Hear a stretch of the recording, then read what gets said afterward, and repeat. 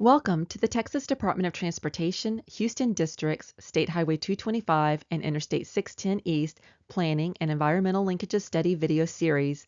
This video will discuss the screening process of the alternatives and the conceptual alternatives developed.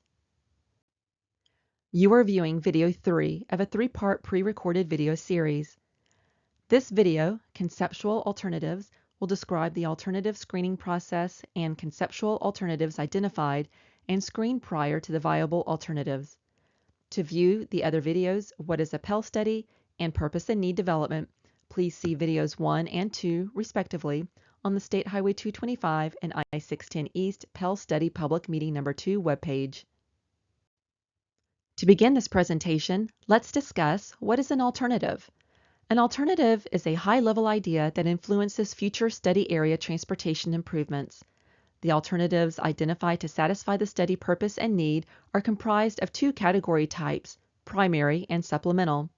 A primary alternative serves the corridor-wide purpose and need. A supplemental alternative meets localized transportation needs and can be combined with any of the primary alternatives. These alternatives will be detailed further in the presentation. The alternatives identified are evaluated through an alternative analysis process that, as each screening level occurs, reduces the number of alternatives and the level of analysis on each alternative becomes more detailed to ultimately determine recommendations. This process includes developing screening criteria based on the purpose and need and obtaining feedback from the community at each screening level. There are 3 different alternative screening levels throughout the study. First is the universe of alternatives. The first level of screening reduces the universe of alternatives to conceptual alternatives using a fatal flaw analysis. A fatal flaw means the alternative either doesn't meet any of the identified needs or it is not physically or financially feasible. For an alternative to pass to the next screening level, it must meet at least one of the study needs. Second is the conceptual alternatives. The second screening level reduces the conceptual alternatives to the viable alternatives. This involves a detailed screening of the qualitative and quantitative criteria based on each of the 5 needs that will be detailed further in this presentation. For an alternative to pass to the next screening level, it must meet multiple needs of the study. The study team is currently at the 3rd screening level, viable alternatives.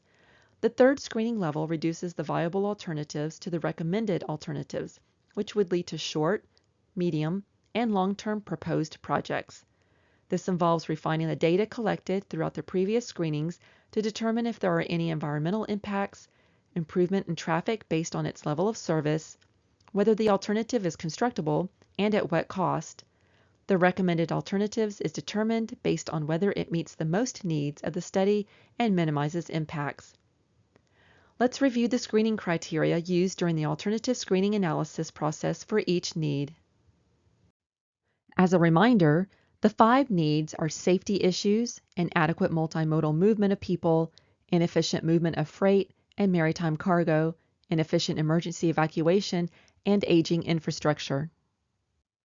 The screening criteria for each of the 5 needs considered at each screening level is based on an abundance of data. To address safety issues throughout the corridor, the study team would consider whether an alternative could potentially reduce the number and severity of crashes involving 1. All motorized vehicles on the main lanes, 2. Bicycle and pedestrian on frontage roads and cross streets, or 3. All motorized vehicles on the frontage roads. Data considerations to assess for safety improvements included, but were not limited to, crash rates, type of crashes, percentages of crashes involving trucks, percentages of crashes involving bicycle and pedestrians, fatal crashes, severe injury or incapacitating crashes. To address inadequate multimodal movement of people throughout the corridor, the study team would consider whether an alternative could potentially 1. Reduce travel time delay for local and regional commuters, 2. Improve access and connectivity for bicyclists and pedestrians, or 3. Improve transit access and connectivity. Data considerations to whether any multimodal improvements were made included but are not limited to faster travel times, better travel time reliability, and improved access and multimodal options such as transit and bicyclist and pedestrian facilities. As a note, multimodal transportation as defined by the United States Department of Transportation is the movement of people and goods on roadways, including but not limited to motorists, transit riders, freights carriers, bicyclists, and pedestrians, including those with disabilities. To address inefficient movement of freight and maritime cargo throughout the corridor, the study team would consider whether an alternative could potentially 1. Improve movement of freight, or 2. Improve movement of maritime cargo. Data considerations to assess for improvements in movement of freight included, but were not limited to, truck travel patterns, terminals, and other truck traffic generators. Data considerations to assess for movement of cargo included, but were not limited to, whether newer and bigger ships could clear the ship channel bridge and/or the Washburn Tunnel. To address inefficient emergency evacuation throughout the corridor, the study team would consider whether an alternative could potentially improve the utility and flexibility for emergency evacuation. Data considerations to assess for improvements on emergency evacuation included, but were not limited to, a timely removal in the case of both natural and man-made incidents. To address aging infrastructure throughout the corridor, the study team would consider whether an alternative could potentially improve existing infrastructure that is approaching or has exceeded its useful life. Data considerations to assess for improvements in infrastructure included, but were not limited to, pavement conditions, bridge conditions, and flood-prone areas along the corridor, as well as providing opportunities for aesthetic enhancements. To keep it simple, we have categorized the supplemental alternatives into 4 categories: connectivity, multimodal, frontage roads, and main lanes. Under the connectivity category, the supplemental conceptual alternatives identified were improving existing alternative routes, new alternative routes, and new road extension. An example of this category of alternative would be replacing the Washburn Tunnel with a bridge. For the multimodal category, the options include movement of cargo through the ship channel, bike and pedestrian facilities where appropriate, and transit. An example of this category of alternative would be raising the I-610 East Ship Channel Bridge. For the frontage roads category, connecting discontinuous frontage roads, improving frontage roads, and improving intersections were all identified. An example of this category would be adding turn lanes at various study area intersections. And the last category is main lanes. The options under this category include improving ramp configurations, improving interchanges, and incorporating technology. An example under this category would be the Beltway 8 and State Highway 225 direct connectors. Remember, all the alternatives denoted as supplemental alternatives can be combined with any of the primary alternatives we will discuss next. There are 7 primary conceptual alternatives, which include 0. No build. 1. Reconstruct to current standards. 2. Add general use lanes. 3. Add elevated freight truck lanes. 4. Add elevated high occupancy vehicle lanes, also known as HOV. 5. Add elevated managed lanes. 6. Convert general use lanes to truck lane. 7. Convert general use lane to managed lane. For each primary alternative, we will identify how each one met or did not meet one of or more of the 5 needs. This will be denoted by the icons in the purple box. If an alternative meets a certain need, the icon representing the need will turn from gray to a color. In addition, we will discuss the pros and cons of each primary alternative. For example, primary alternative 0 is the no build or do nothing alternative. You will notice that none of the need icons are colorized because it does not meet any of the 5 study area needs. On the right-hand side of the slide, you will see the pros and cons listed. While one pro to the no build alternative is that no new right-of-way will be needed, the cons are that none of the needs of the study area will be met with this alternative. The no build is carried forward at each screening level and through the NEPA process as a baseline comparison to the proposed alternatives. Let's now move on to primary alternative 1. Primary alternative 1 would reconstruct the portions of I-610 East and State Highway 225 within the study limits to meet current design standards. You will note that 2 of the need icons are colorized, including safety and infrastructure. 2 of the pros identified for this alternative include replacing aging infrastructure, and providing wider shoulders for improved safety. The cons include the potential need for minimal new right-of-way. The alternative would not separate freight trucks. The alternative would not provide opportunities for express transit, and no improvements for projected congestion, projected increases in movement of people, goods, and cargo, efficient emergency evacuation. One important thing to note as we review the remaining 6 alternatives is that all of them would reconstruct to the same current design standards as primary alternative 1. Primary alternative 2 would add new general purpose lanes. This would meet 3 of the 5 needs, including safety, evacuation, and infrastructure. 3 of the pros identified for this alternative include replacing aging infrastructure, providing wider shoulders for improved safety, and increased capacity to reduce traffic congestion and improve emergency evacuation. The cons include the potential need for new right-of-way, no opportunities for express transit, and this alternative would not separate freight trucks. The next 3 alternatives we will review involve elevated lanes. Primary alternative 3 focuses on elevated freight truck-only lanes. This would meet 4 of the 5 needs, including safety, freight cargo, evacuation, and infrastructure. 5 of the pros identified for this alternative include replacing aging infrastructure, providing wider shoulders for improved safety, increases capacity to reduce traffic congestion and improve emergency evacuation, separation of freight trucks from cars, and support for express travel for freight trucks going longer distances. The cons include the potential need for some new right-of-way and no opportunities for express transit.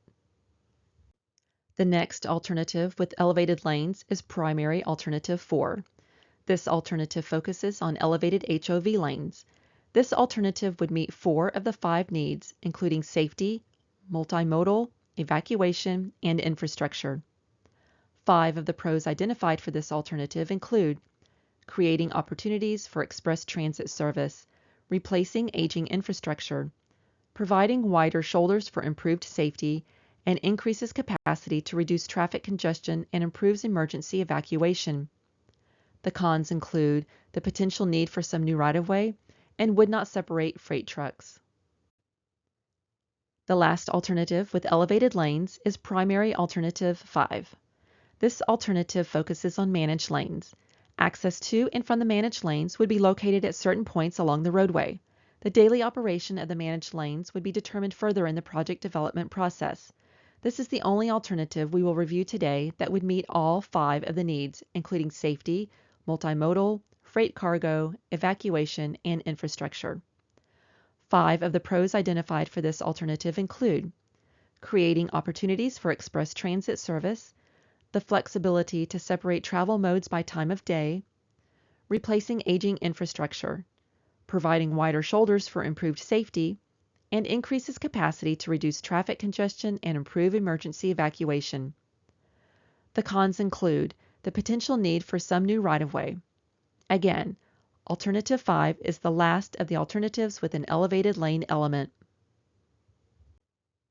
Alternative 6 involves converting an existing general use lane to a lane that would be used by trucks only. This alternative would meet 3 out of 5 of the needs, including safety, freight cargo, and infrastructure. The pros identified for this alternative include replacing aging infrastructure, providing wider shoulders for improved safety, and providing a truck-only lane.